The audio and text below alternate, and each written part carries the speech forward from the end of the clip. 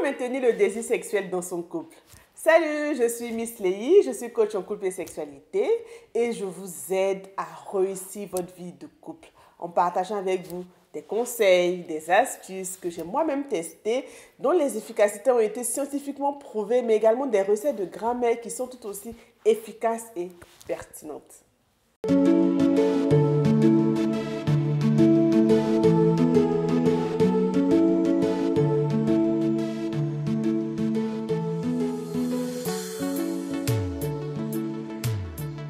Aujourd'hui, j'aimerais en fait vous donner une astuce pour maintenir le désir sexuel dans son couple. Alors, entre le boulot, les activités du quotidien, les projets, les enfants, etc.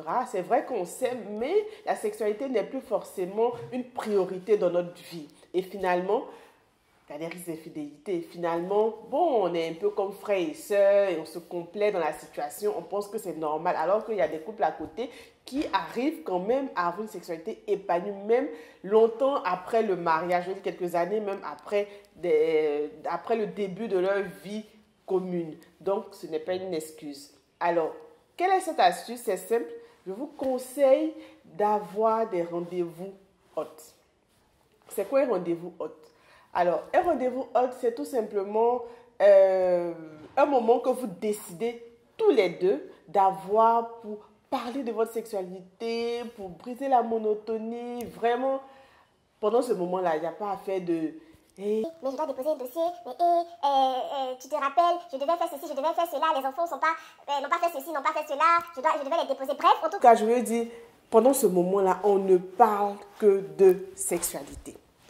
Alors, pour que ce moment-là soit vraiment top, ce que je vous conseille, le premier point, c'est déjà de programmer. On ne se lève pas comme ça pour dire, bon, bébé, aujourd'hui, là, c'est notre rendez-vous hot. Non, il faut le prévenir. Il faudrait que ce soit des dates que vous avez choisies tous les deux. Vous pouvez décider, par exemple, tous les derniers samedis du mois, on a notre rendez-vous hot. Monsieur sait, madame sait, vous deux vous êtes d'accord. Et puis, à ce moment-là, chacun essaie vraiment de s'organiser pour que ce rendez-vous soit maintenu. Donc, il est important, déjà à la suite de cette vidéo, à la fin, caler en même temps vos 3 ou vos 6 prochains rendez-vous hôtes. Vous pouvez décider de faire ça chaque 2 semaines ou bien chaque mois ou chaque 2 mois, mais il est important de caler les dates. Maintenant, c'est vrai que j'ai dit de caler les dates, mais mesdames, pardonnez. Il ne faudrait pas que vous avez peut-être calé la date le 30, le 29, monsieur vient vers vous, vous dites « Ah, mais demain on va faire... » Non. Ce n'est pas parce que vous avez votre rendez-vous hôte que vous n'allez pas faire aujourd'hui, vous n'allez pas faire la veille ou bien une semaine. Non, ça n'a rien à voir. C'est très différent. Donc, ne frustrez pas votre partenaire. Le rendez-vous hôte, en fait, va vous aider à maintenir une cadence, à briser la monotonie, comme j'ai dit, et puis à ne pas qu'il y ait de baisse de libido aussi, vraiment à être toujours en activité. Mais cela ne vous empêche pas d'avoir fréquemment, quand vous avez envie, vos relations sexuelles. Le deuxième point, il faudrait faire attention, n'improvisez pas. Ça veut dire quoi, n'improvisez pas? Ça veut dire que vous avez décidé, par exemple, que ce samedi, vous avez votre rendez-vous hot. Ce n'est pas le samedi, là, vous allez vous demander, ah, bébé, on va au cinéma, ou bien on va d'abord au restaurant. Bébé, on va à l'hôtel, ou bien finalement on dépose les enfants chez les grands-mères. Non. Vous savez déjà à l'avance votre programme. Vous savez déjà à l'avance que vous partez par exemple à Assini, vous allez dans un hôtel, vous allez manger dans tel restaurant, etc. Donc, ce n'est pas le jour J que vous allez décider. Je vous dis ça par expérience. La première fois que j'ai décidé d'instituer les rendez-vous hôtes, ben, le jour J, en fait, on a passé une journée très chargée et le jour J, bon, on se regardait, bon, qu'est-ce qu'on fait? Finalement, c'était un gros fiasco. Donc, n'improvisez pas. Sachez plus ou moins ce que vous allez faire, les grandes lignes. Vous allez partir, comment ça va se passer et tout.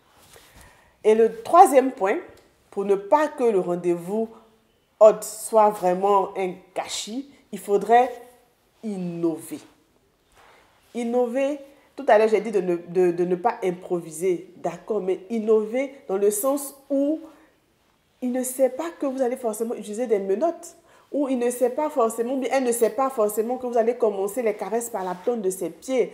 En fait, il faudrait que chaque fois que vous vous retrouvez, ce soit toujours, il y a toujours quelque chose de nouveau pour que vous soyez toujours pressé d'arriver à ce moment-là. Donc, il ne faudrait pas que ce soit monotone. C'est le moment de changer la lingerie, c'est le moment de sortir le grand jeu, c'est le moment de tester de nouvelles positions, c'est le moment de faire ce que vous n'avez pas l'habitude de faire.